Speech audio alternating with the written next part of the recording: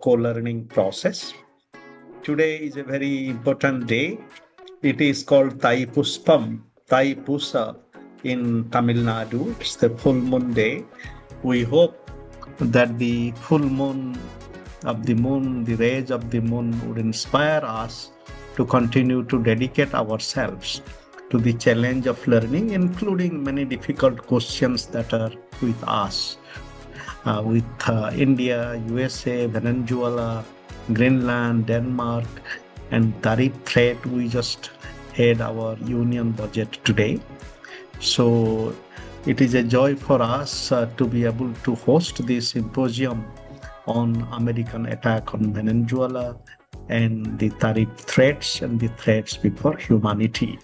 So we are grateful to our dear friend and co-nurturer, Dr. Tamanna Khosla, for taking the initiative to present her thoughts and reflections on this issue. So in the meantime, Sudha has joined. Sudha, a warm welcome. And Minati, a warm welcome to Minati. Minati is also with the road today. So welcome to Minati and Saroj Babu and all friends co-present. So let us begin. So Tamanna, we invite you to kindly make your presentation. Tamanna, please. Thank you, sir. Thank you so much. I'll just begin the presentation by saying that as far as Venezuela is concerned, it is more like the tension between far right and far left.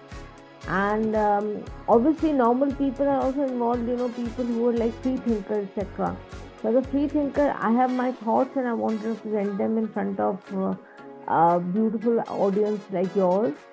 And the people of Venezuela on the January 3rd, USA under the Trump administration unleashed a criminal war of aggression against people of Venezuela. Reports confirmed during that time the brutal bombing and military invasion targeting the capital city of Caracas. A social media post by Donald Trump even claimed that President Maduro and his wife have been captured and thrown out of Venezuela. Now the Venezuelans are asking the real question that are they alive as well? I mean, because they did not present any of their thoughts after the capture of the president of Venezuela.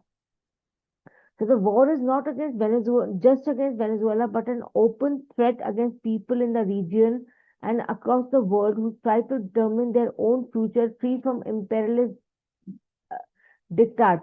Now we need to understand is that every human being, it's a human right for us to choose the government we want to choose, and we have the right to choose if I want to be a socialist or I want to be a capitalist or whatever. I mean, it's my right as a human being.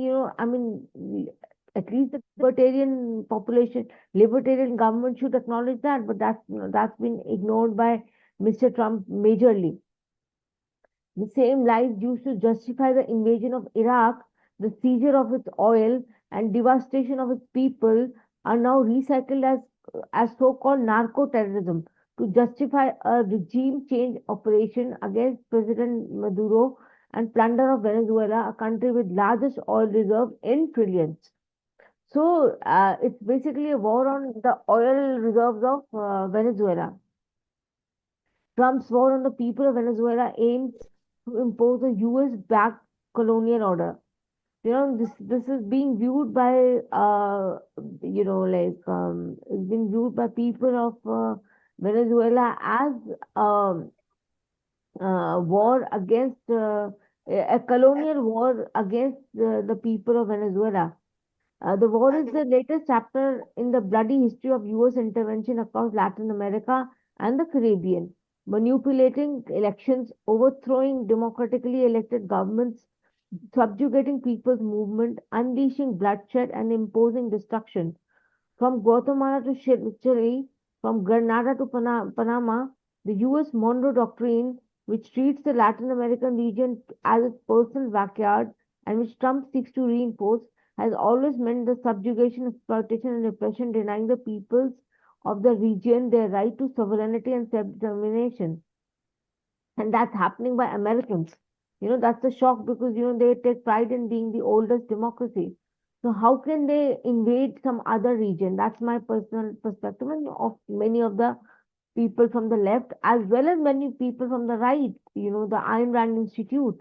I mean, I don't think they're giving full clean chit to the Trump administration even on this. But anyways, yeah. So, people from Venezuela are calling all the democratic and peace-loving forces worldwide to stand up against the imperialist aggression and the attempt to impose a new order of colonial subjugation under the Trump regime. And I'm kind of really shocked by the fact that how does Mr. Trump, he brazenly, he just brazenly. Accepted the fact that I we are invading Venezuela, and he properly is very casually stating that we want the oil reserve. That's shocking. It's really shocking a president saying like that. But it's been basic. It's been the basic policy since the Mr. Bush's time. So, the INAD Institute views the situation in Venezuela as a definitive tragic and practical demonstration of failure of socialism, altruism, and collectivism. ARI argues that the country's economic collapse, rampant poverty. Now, these are the facts which the Ayn Rand Institute are presenting why the attack was taking place. So, it was because of failure of socialism, altruism, and collectivism.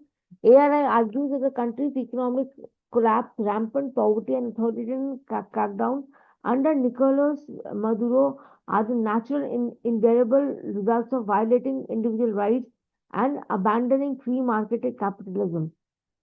Socialism is, according to them, is an inevitable failure. So ARI characterizes Venezuela as a socialist nightmare where the government seizure of private property and control over the economy led directly to widespread starvation and the destruction of healthcare systems. Atlas struck in the real life. So the ARI states it as such. Commentators from this objectivist movement have often likened the Venezuelan crisis to fictional anti-capitalist society depicted in Ayn Rand's Atlas Shrugged, where productive individuals are punished and ultimately flee, leaving a looter society. While highly critical of Venezuelan regime, ARI analysts have also criticized certain US sanctions, such as arguing that military intervention based on drug boats is unjustifiable, unprincipled, and unconstitutional exercise of power that does not serve American self-interest. So, I mean, ARI, which is backing the far right, is not some organization which is backing Venezuelan invasion fully. So there are certain areas which it is critical of. There are other areas it's not critical of. So I guess we need to understand that. And now let's look at the Greenland's what the brazen acceptance of Greenland invasion is. What is it all about? So Greenland sits at the center of this transformation. Its significance lies not in population size of or economic output, but in location. Positioned between North America and Europe, Greenland occupies a critical node in the Arctic security architecture. Its airspace and surrounding waters are integral to missile detection, early warning systems, and transatlantic defense planning. Recent public discourse increasing frames Greenland and not as peripheral or isolated territory, but as a strategic space central to emerging Arctic competition. So it's like war between Europe and US. Political rhetoric surrounding the island has shifted from remoteness to relevance, with Greenland now discussed in terms of security urgency, silence, stability, and geopolitical risk. This reframing has generated unease within the Arctic region itself. So now we need to understand is that neither Denmark itself, I mean, blaming US absolutely would not be the correct thing, because Denmark also has a series of colonialism history. So it's colonized Greenland itself. It does not have a government of its own. So, and it's got a very small population. So we need to understand that, Denmark is not a very democratic, it hasn't had a very democratic history as far as the Greenland is concerned. The security-centered framing has been articulated most explicitly by Trump himself, who dismissed resource motivations altogether and argued instead that Greenland is required for national security. And by emphasizing surveillance, strategic positioning, and presence of Russian and Chinese vessels in Arctic waters, such remarks foreground geography as a security imperative rather than an economic opportunity. Stripped of diplomatic language, this rhetoric reveals a worldview in which territorial control um, precedes institutional mediation, a clear illustration of how strategic space is reclaiming primacy as multilateral confidence erodes. Such rhetoric has not gone uncontested. Greenland's political and social actors have explicitly rejected the framing of island as a strategic subject. The long-time leader of Greenland's largest labor union, for instance, publicly stated that Greenland will not be annexed directly, refuting claims that its current political status poses a security threat to the US. As the alliance levels, concerns have also been voiced. Italian Prime Minister Giorgia Meloni warned that any military attempt to seize Greenland would have serious consequences for NATO. She emphasized that territorial discussions about Greenland impact transatlantic security politics beyond the Arctic. Greenland also exemplifies what Kaplan described as geography's revenge. Long perceived as remote and marginal, the island has acquired renewed uh, relevance as physical space regains strategic meaning. Geopolitical value derives from spatial positioning rather than political instability. A reminder that geography can elevate even the most sparsely populated territories to global prominence. Natural resources, particularly rare earth minerals essential for clean energy technologies and defense systems, further intensify interest in Greenland. Yet, resources alone do not explain the timing or intensity of attention. What makes Greenland distinctive is the convergence of multiple global anxieties such as climate insecurity, supply chain vulnerability, and institutional decline. Time, Greenland's internal political trajectory complicates external interests. Greenland, an autonomous territory within the Kingdom of Denmark, has progressively asserted its political agency and engaged in discussions regarding avenues for enhanced self-determination. Treating Greenland primarily as strategic asset risks marginalizing local voices and reproducing colonial logic in which land outweighs political agency. Framing territory as an object of competition rather than a livid space undermines principles of self-determination and democratic consent. It also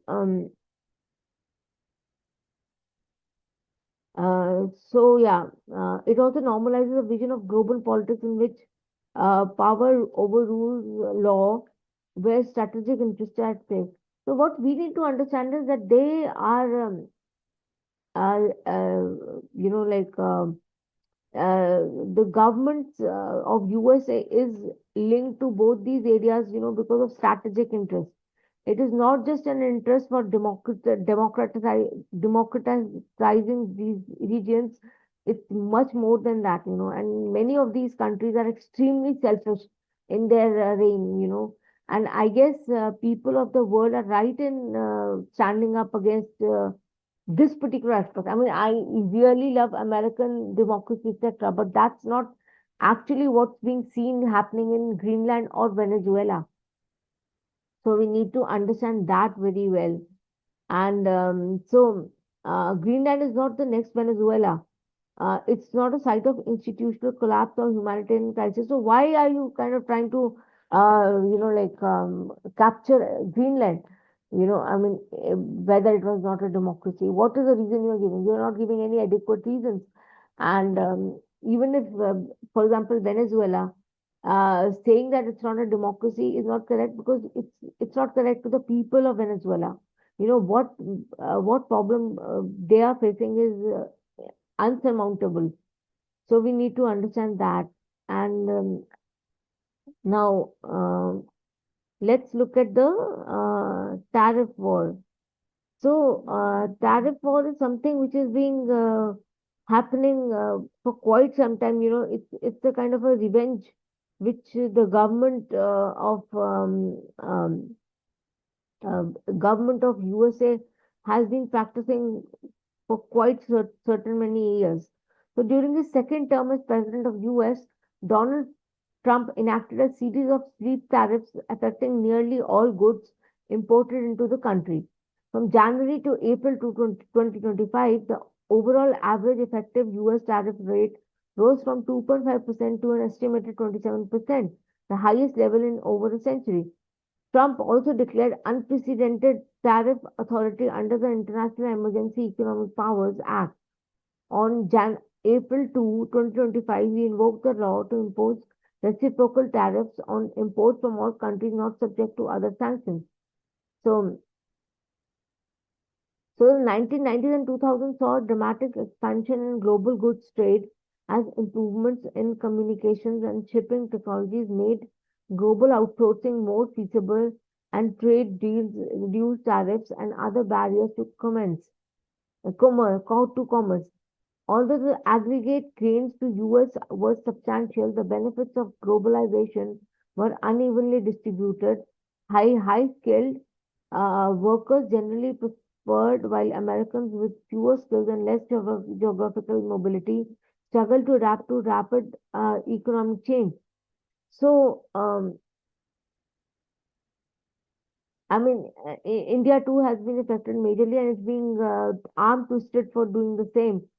Falling into line with US, which is not going to happen because India is a sovereign country, and we can, it's our right to interact with US, sorry, Russia, or be it Venezuela, any country. I mean, if we want oil reserves, we have the right to approach anybody, and America is nobody to tell us what we are supposed to do and how we are supposed to go about it. So, I mean, I feel I'll praise the Indian government's decision to, solely rely on, not just solely rely on US, but also on other countries which are not friendly to US. And US need to understand that now we are increasingly becoming a multilateral state, multipolar state, and we cannot, they can't arm twist us into becoming something which we are not. We are a democracy and we have rights. So my personal take would be, international law should be made stringent, so powerful countries are not able to dictate. I mean, if they can, the developing world is being majorly being told what to do and what not to do. Look at Africa's situation right now. I mean, my heart goes out to them. What kind of a situation is that happening?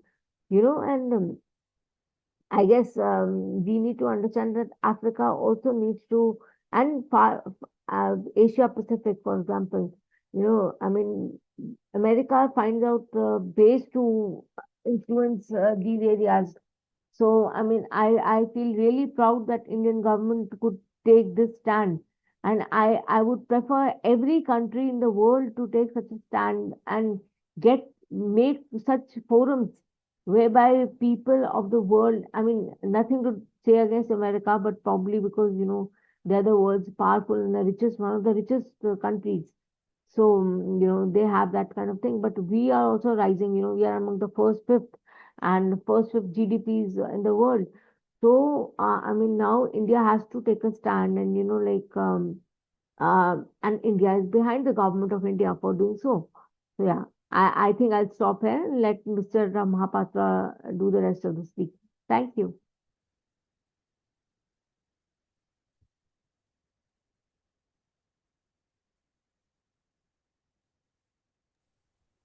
Sorry, my apologies. I was looking for the link in my mailbox, but then I realized that it was sent via WhatsApp. Am I audible? A warm Yes, yes, welcome. yes, you are Yeah, audible. I think Tamanna has spoken extensively on the subject. There's very little that I have to add. I mean, first of all, both the U.S. act vis-a-vis Venezuela and the uh, tariff war raised by US President Donald Trump. Uh, Both of these hurt everyone because the attack on Venezuela essentially overturns the agreed rules of the game that have been in place for decades. They upset the rules and conventions that have allowed, that have sustained and preserved the harmony in international relations, that allow international relations and the global economy to run smoothly. They institute the the very act of capturing Maduro. It kind of uh, puts in place the principle that might is right, and might is right is not a very good idea for international relations. You may have disagreements with Maduro or any other leader, but that doesn't give you the right to invade another country and seize the political leadership. What if every power that could get away with it do the same thing? We'll have chaos. We will not have the world as we see it today, as we have it today. The abandonment of rules means there is no space for small and middle powers to express themselves, and this is what Tanmana was emphasizing. The very idea of creating these institutions is that these have evolved to become a via media for small and medium powers to keep the big powers in check from time to time. And you just simply lose this. And this is what Trump is doing, both through his tariff tantrums and tariff tricks. And he has taken it to another level by attacking Venezuela, capturing Maduro, and doing all kinds of things that he has been doing vis-a-vis Greenland. I mean, uh, just one second. Yeah. Uh, where does this leave small and middle powers? They plan their futures on the basis of rational calculation of risks and opportunities. And that's kind of uh, goes out of the window when you have things like this. How can a country plan investments in a sector knowing it is going to be gained by someone else's arbitrary decision? And that's exactly what Trump has been doing. He has been kind of unsettling things in every part of the world. Uh, and even if you look at in the case of tariffs, and by now it is evident because he came up with these tariffs. He forced countries to get into trade deals with US, and the next thing that these countries realize that he just can decide not to honor these deals. And what happens then? So today, you have a threat of 50% more tariff. I mean, up to 500% tariff on India. You have, the other day he threatened South Korea with 100% tariff. He did the same thing with Canada. When it came to Greenland, he did the same thing with Europe. He went back on the deal that he signed with Europe. Now, what is actually happening in the whole process? What is happening is that um, he's going on imposing now higher tariffs on every country from which America imports, and which basically means at the end of the day, the American consumer ends up paying more. And his claim that these tariffs are intended to protect the Americans, their jobs, their welfare, that very claim is getting undermined by his own actions. And at the end of the day, no one is better off as a result. Neither the American consumers nor those who cater to the needs of the American consumers. And this entire mechanism of price setting is unsettled by tariffs. And when countries engage in the global trade system, they look forward to a credible mechanism of price setting. That's foundational to how markets work. And that gets completely unsettled and upset by what Trump is doing. But most importantly, the invasion of Venezuela is illegal. I haven't seen any American official in whichever way trying to defend it uh, as a matter of international law in any forum. There is kind of a deafening silence. But I'm not concerned so much about, I'm concerned, and everyone is concerned about what Trump has done. But what one is concerned more is the selective silence of other nations. I wish we had seen Europe reacting to Venezuela in the same way they reacted to Greenland. No, they didn't. They reacted very differently. In fact, they didn't react. And that brings me to how New Delhi is looking at these things and responding to these things, and why that should also be a matter of concern for people in this country. On the one hand, we say that we are Biswa Guru, we have the ambitions to have a chair at the global high table. This is not the way you do it. Despite being a poor and developing economy, for many decades, India commanded a lot of respect in the Global Committee of Nations. And it did so because it was an active contributor to the building of institutions that would ensure that the world ran as per certain rules, as per certain rule-based systems, as per certain values, principles, and in the name of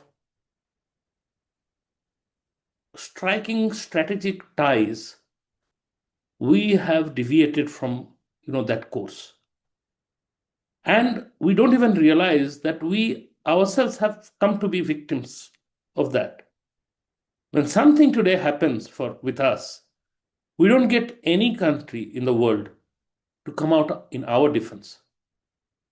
Because we never went out, or we do not go out in defense of countries based on principles and values.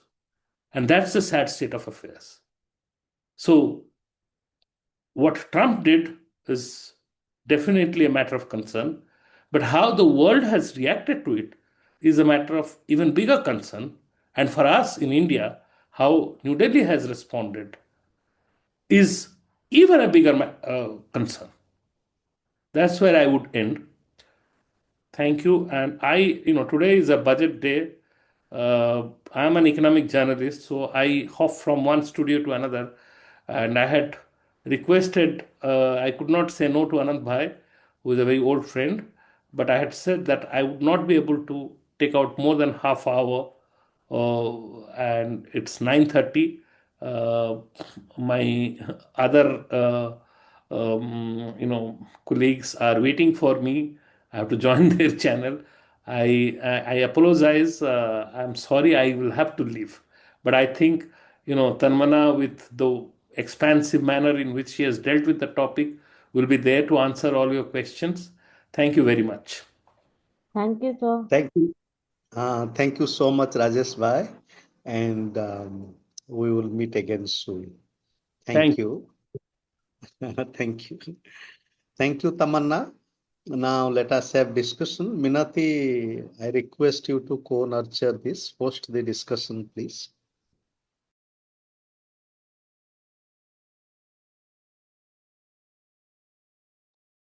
Hello, am I audible? My network is little bit, I'm just traveling, so I don't know. Hello? Yes, we can hear you. Yeah, there is Sudhadi is there. I first request Sudhadi to share some of her reflections. Sudhadi, over to you.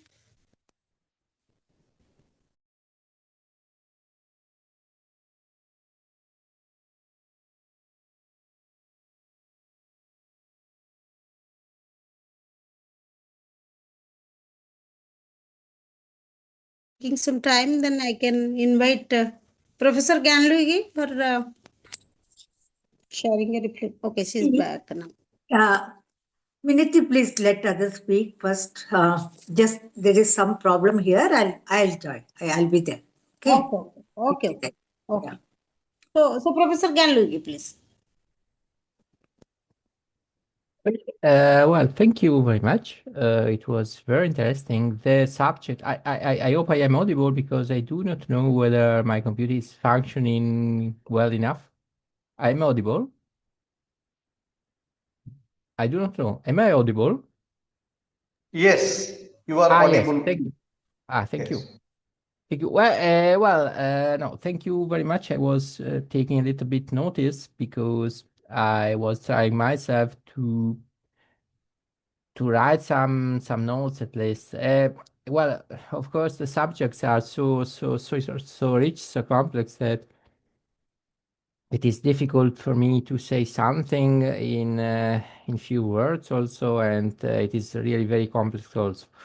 I would say that I am not so surprised by what is happening because I think these things which are happening, so like the tariffs wars or the what we have seen in Venezuela or what we are seeing, for instance, the threats for Cuba, or also the threats which have been directed towards Colombia or Mexico, also Greenland, of course, and also the continuous accusation tone against different countries in Europe. But not only this, because I think that in this moment the White House is, so to speak, throwing also of Iran, of course, because also there are problems, very many problems indeed. And I think that they are all these how can I say, all these political movements, and not only political, of course, because in Venezuela war, or not only political, are part of a strategy because the United States have since many years these problems, so to speak. The BRICS is a problem for the United States as such. The countries of the BRICS, the extension of the BRICS, and the contextual abandonment of the dollar, of US dollar, as a money of transactions. And this is a problem. The problem is, there is another problem which the United States have, which is based on the deindustrialization, the weakening of the industry in the United States, which is something which began at least 30, 40 years ago, but that now is becoming more and more visible. And so the United States are trying to react to the situation. One situation is, of course, to direct threats against the different countries of the BRICS. All the countries which are abandoning the use or at least limiting the use of the US dollar, because United States cannot tolerate this weakening of the dollar due to the problems of deficit and due to the problems of financing the huge deficit, the huge debt. And of course, there is also the structural problem of the deindustrialization, because the tariff wars are an answer, as an attempt of answer to this situation of deindustrialization, which is in the United States, and an attempt also to bring back industries to the United States. And therefore, I think that all these problems, which are Iran, Venezuela, Cuba, Colombia, Mexico, and so on and so forth, and Greenland, are all part of a strategy of reimposing the dominance, of reaffirming the dominance of the United States over the world, or if there is so to speak, a weaker measure to make a sort of trench towards the Latin America, towards, of course, North America, Europe, and so on, so to speak. This is our territory, and you cannot come here. So, direct to the countries of the BRICS, to make a huge barrier which involve North America, South America, Europe, perhaps some parts of Africa, of course, the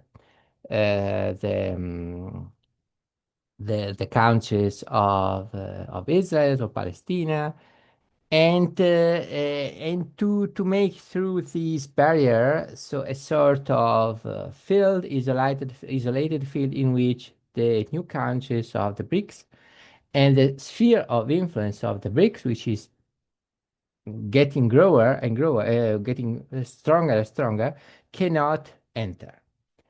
And therefore, I think that what is happening in Venezuela is only an episode of a huge, greater strategy.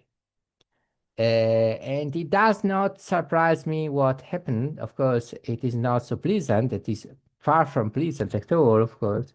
But I think that unfortunately we should be prepared to see such things, such events also over the next months. I do not know where there will be precisely, but I do not think that we are at the end or at the beginning of the end of this destabilization. I think that unfortunately we are at the beginning of these actions, because the problems which affect the United States are too many: debt, deindustrialization, and abandoning of the dollar, and contextually the improving of the BRICS. So I see a little bit dark over the future. I think that we are seeing the decline of an empire. Every empire cannot last forever. We know from history. I am from Italy, and also the Roman Empire had a beginning, and had a growing, and then it knew an end. And I think that also the United States are going as an empire towards the end. But this going towards the end will not be pleasant, unfortunately, for our world, because it is not something which the United States are going to accept without, so to speak, taking measures against it. I do not think that this measure will function. I must speak clearly. I do not think that the situation of deindustrialization, which is in the United States, can find a remedy. Not immediately.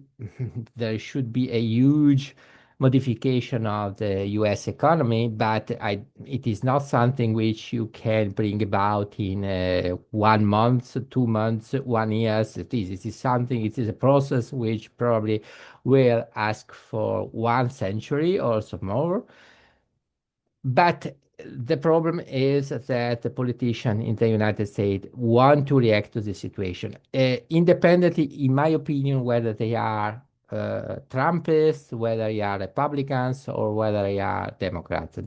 Here there is a deep system which is going against towards this decline of the United States, independently of the party. I think the measures could be different. Okay, yes, I can agree with you if you say this is an objection, but the strategy will be the same. That is to go against this decline. And to go against this decline, unfortunately, will cost, in my opinion, many, many, many human lives.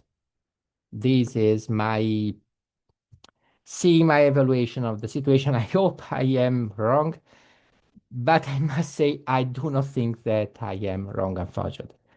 I would say this, and of course I can pass you the word. I thank you very much for the invitation and for giving me the opportunity to express my ideas. Thank you very much. And of course, congratulations to the two speakers. Of course, many, very many congratulations to the two speakers. Thank you very much. Thank you. Now, Mr. Mokardhoj, you can unmute and you can Yes, ma'am. share Thank you, your madam. reflection. Yes, yes. I just listening both of the respected speaker, and it's a interesting topic, and it's draw the attention of all of us. And when the global peace and security are the challenge, we are also get uh, affected by these situations. So actually, what is a observation that is that uh, the from the international perspective, that the maintaining the global peace and security, it is the role of the United Nation, uh, which are supposed to maintain the global peace and security. But this United Nation itself is the result of the global economic and political contradiction which was happened between among the developed nation. Uh, but now the developed nation the developed nation or the advanced country or the big country or big power, now they are influencing or they try to expand their power to the small countries. So in this context, now the question is the whether the idea of the United Nations, okay, whether the member countries of these institutions or these agencies, are there the consensus of values to maintain the global peace and security, where the big power, they are trying to expand their power to the small countries. So that is the kind of things little bit I just try to develop my thinking, and how it will also impact on the uh, development of or the well-being or the freedom of the population in the small country or in developing countries. So thank you, madam. Thank you. This is my understanding, which I try to develop out of these lectures. Thank you. Thank you. Sudhadi, will you be able to speak now, or I will invite Yeah. Randhir if he has something to share? Yeah, thank you, Minati, thank you. Can you hear me? Hello? Yes, yes, we can hear. Okay. Thank you so much. And thank you for all the, speakers and as well as sharing the thoughts. I think I agree with all of you. Uh, it's quite a complex. I mean, it's like different players, and also somewhere you see the collision of some players. Somewhere you see the dissent of some players. Whenever opportunities hit them or hurt them, or whenever there are opportunities which go along with them, they're all coming together. For example, what I see, how the hypocrisy of the West is much more open now, I can say. And whether if it's something with Gaza or with Latin American countries, in Venezuela, and now the threat to Colombia and other places. Uh, the Western countries don't even open their mouth. It's almost like supporting the Trump and Netanyahu or who are there. But when it comes to Greenland, suddenly they've opened. Suddenly they started objecting. I mean, this is a kind of, we have been watching, we have been also going through these things. But still, it's such a open, such a stark reality what we are seeing now. So it's quite a complex. Like, of course, the previous, also this about the role of UN. UN is, we know that it is supposed to be the kind of impartial, balanced, and very object. It should be objective. But we know the position of the UN. UN is not able to take any real, position or into their own power. Where is the multilateralism which UN have been talking about? Now, UN has been weakened to such an extent that now Trump has taken out so much of, almost come out of UN bodies. And since UN is depending on, depends all for financial needs, mainly on the US. So there is no actual independence or autonomy of the UN itself, right? So then it just, it's a rhetoric to say something, and then nobody really bothers what's happening, whatever happens there. Of course, International Court of Justice has taken it up, but still, just nothing works. We know that, and like US is not the signatory to even to that. And coming back to the Trump, it's not, as Gan Lewis also mentioned, that all these issues or the problems did not start with Trump, and it will not end with Trump.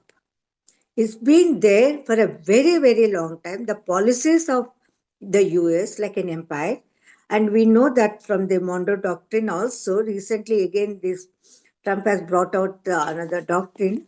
I don't know, something they very funnily they say about that doctrine also. I don't remember now. It's very clear. It's very obvious. They want to rule again. Whatever they're losing a little bit, they want to tighten that. So that is how these countries, Venezuela, we know that, all the Western media, how very cleverly, because that has been happening. Wherever the Western countries want to attack or to, they start with economic warfare and then with the military and whatever So they create, in the media also join with them. The media also gives already projects the picture as if, it is dictators everywhere, and these are the people who go there for for democracy and human rights, blah blah blah. They talk, and we know how these Western countries join US and Israel, how they work together to attack any country. Now, of course, it's Iran is very imminent now. It's any time. I mean, that is what we heard. So, I mean, it's something like, are we really entered a new world order? I'm just wondering. Are we going to take this as, it's not a gradual process. Somehow, something suddenly changed, or whether whatever has been planned for such a long time has come up now. This is the opportunity for the West, for the, for the US to dominate again, to control the power. That is even, it is indirectly or directly attacking China or Russia. One thing I see even within Trump, at least this man, openly says, unlike the others, he is very clear. In fact, before his elections itself, he In fact, he announced that he's going to take over Greenland, he's going to take over Canada, he is going to take over all, I mean, and especially Latin America is like their, still their vassals are keeping the, slaves there, right there. So, and then as soon as now he has come to power, he started implementing it. So it is not something surprising. If you really carefully watch how the process, how it's being developed now. Something where, and of course, another thing also, Rajesh ji has very clearly said, the reaction of India or the position of India, I think somewhere I respect to differ with Dr. Tamanna here about the India's position when it comes to the foreign policy, and especially now in the situation where it's there. India has not taken a real position as really India should have been, as whether it's now it is not a global power. It is all being, it's a myth. And we know that what is the economy of the India now. They may project many things, but we know the reality, what is happening. And we can see the budget now. But how India has reacted? Did really India react or responded? Reaction is different. Whether it's responded to the humanitarian aspect of Gaza or has really taken for justice, has really supported anywhere. Either in the UN, India just shows as an absentee or supports the extreme right wing groups. It's there. It just displays the games. But somehow India has not really taken up any real position as it should have taken up as a sovereign country. I think we are too weak. And also, see, tariff, when it comes to tariff, to, India withdrew some part of Russian oil to please Trump, but still it's not really, I mean, it's still there. We know how that oil has gone, I mean, Russian oil. Who benefited from the Russian oil? Even in India, when we look at it, who benefited? It is Adani, Ambani, they were taking that oil and they were selling, they were again exporting to the other countries, making money. Did we get anything cheaper there? Did we get any concession from, cheaper oil getting from Russia? No, we ordinary people, we did not get anything out of this. It is only Adani or Ambani are kind of business people who are at under power, and they did make the profits. So, and also when you look at our own, it's a very subtle. Sometimes, Upan, if you really look at the geopolitics here, India, so how is trying to please, to Trump to by, our the nuclear bill, I mean, act, which how it is diluted for the sake of US and the Western countries, and how this changing our acts, changing so many which are right-based acts to the are protective acts, protective bills to the weakening those bills now. So these are actually, though they may not look directly connecting to the foreign policy or for the geopolitics, but definitely it is connected. That is how they are trying to please. We are trying to please this naked emperor sitting there.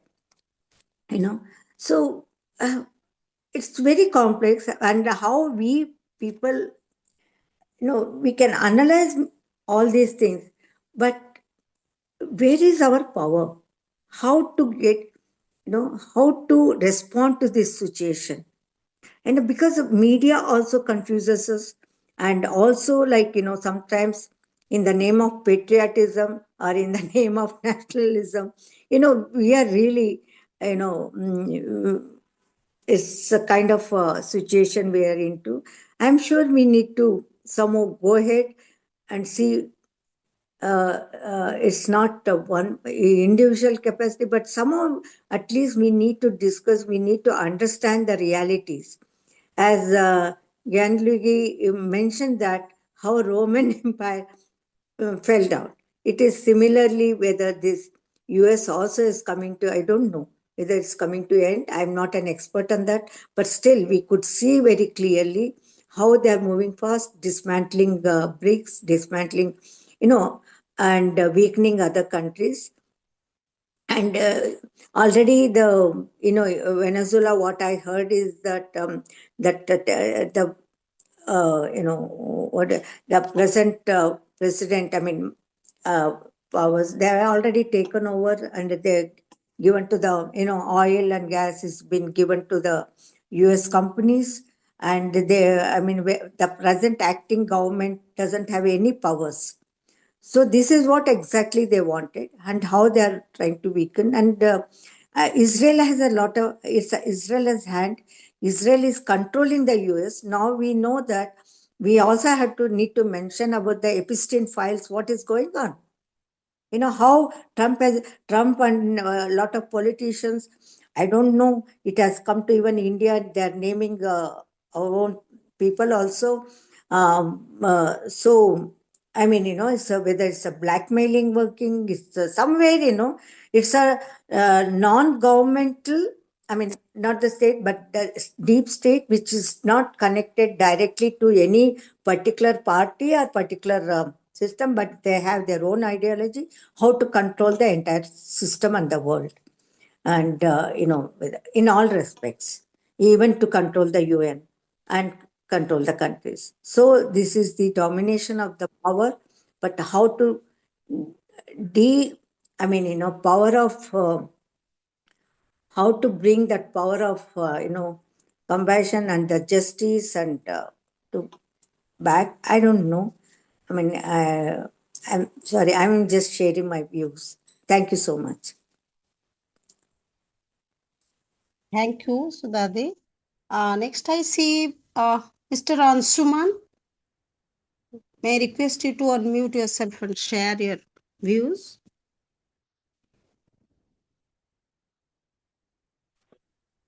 Hello, everybody. This is my first class here.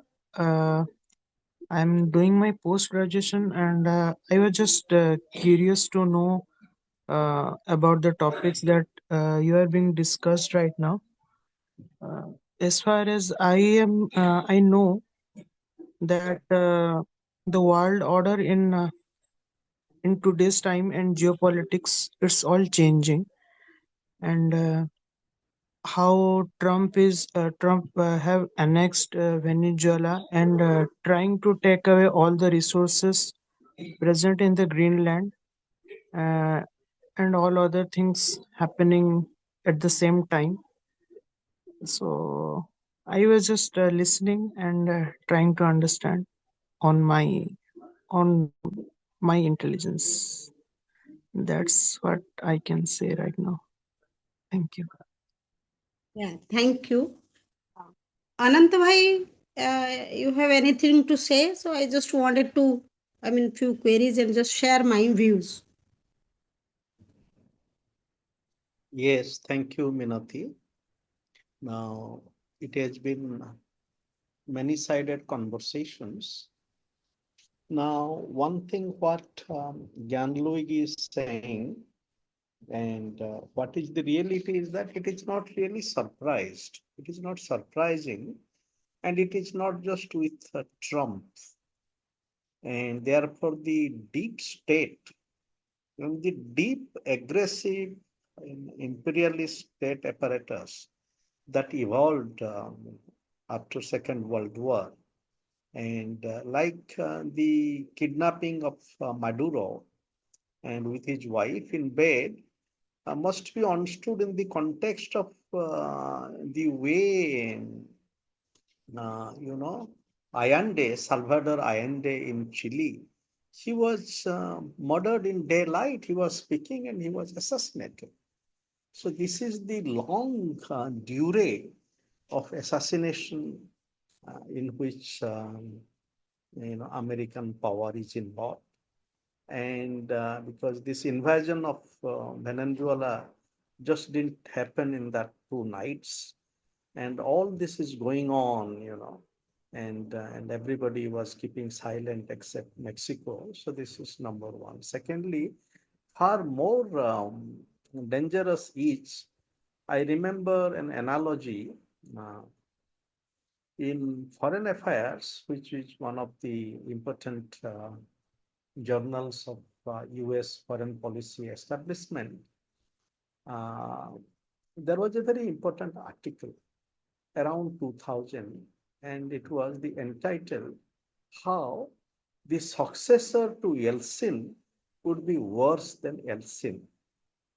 And we see that, how Putin comes and Yeltsin, who destroyed American or Russian economy and sense of self-respect, and how Putin comes, and now it is so many years, 26 years.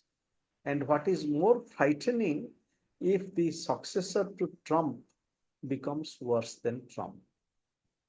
And regarding deindustrialization, it is not that creative possibilities are not possible. What President Biden was doing, he was trying to reorient the economy to contemporary ways of doing economy and ecology. Therefore, what he was building is a green New Deal, as FDR almost 80 years ago during 1930s. He took American economy and world economy out of depression by a New Deal. And similarly, President Biden had invested so much in a very important way, a long-term vision of economic rebuilding, not just industrialization, because industrialization in the prevalent sense also it is not going to work. And so therefore, a new kind of industrialization that President Biden was doing. And of course, the result is not going to come in 5 years, it is a long-term process. And somehow, unfortunately, that program didn't get the traction from the American public. And these are contingencies of history. It's very similar to the way Hitler came to power. Adolf Hitler, if you look at the dynamics, and he didn't have the majority, he can. Just think of in a retrospective way, if, suppose President Biden had not fought the second term, there was another contender, and things would have been different. But in any way, this is how it is today. Now, uh, Tamanna, your reference to Denmark as undemocratic, it requires rethinking. We need to look at, Denmark, and not only Greenland is one of the autonomous islands, Faroe Island is one of the autonomous islands. And therefore, it is not that Denmark is colonizing Greenland, and Denmark is a democratic country, and Greenland, it is an autonomous region with right to self-determination. And Denmark is not sending their troops to terrorize and annihilate the people of Greenland. So therefore, this whole Greenland issue, what is the reason before picking of Greenland? And is it a historical precedent to that? It is like, you are going in the road and you see a beautiful girl or a boy and you just try to have. And similarly, this kind of imperialist sense of aggression. But what requires is not so much as condemnation. All of us, we feel, a sense of moral indignation. We also wish that the international law should prevail. But this wish, is it adequate? In what way, we can really move towards that? What are possibilities? What Gyanluik was referring to BRICS and the dollar, that is very important. And Sudha was mentioning about the naked emperor. And that brings us to the story of Hans Christian Andersen, his story about the emperor, and who is walking on the street and only a boy is saying that there is no cloth. It points to that it does not take too much of time if all countries could just raise their voice and take a stance and stop bowing down before this naked emperor and this whole thing. And this naked emperor is not alone. It is part of a tyrannical structure of world domination, Netanyahu and others. And the sad thing is that India and other countries which led the decolonial struggle, and they didn't utter a word. It was left to Prime Minister Kani from Canada to articulate it in such a profound way, Kani's speech in Davos, and that relates also to Bandung movement. So therefore, if as India is taking time, not agreeing, and if we just stop the deal with the USA, see what is going to happen, the new kind of transactions that are coming up. So as it is in our personal life, fear is a reality, but we would have to create processes of overcoming fear. Similarly, in geopolitical relations, the moment, different countries, and another important way is regionalization. Of course, this Monroe Doctrine there, but despite the Monroe Doctrine, Latin America and South America has flourished in its own way. Brazil and Argentina was such a vibrant country. So how do we create regional processes and new kind of alliance building?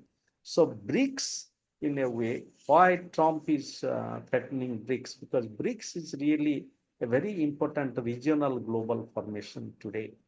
So these are some of my reflections, including one or two queries for Tamanna, especially about your supposed attack on Denmark about its democratic deficit.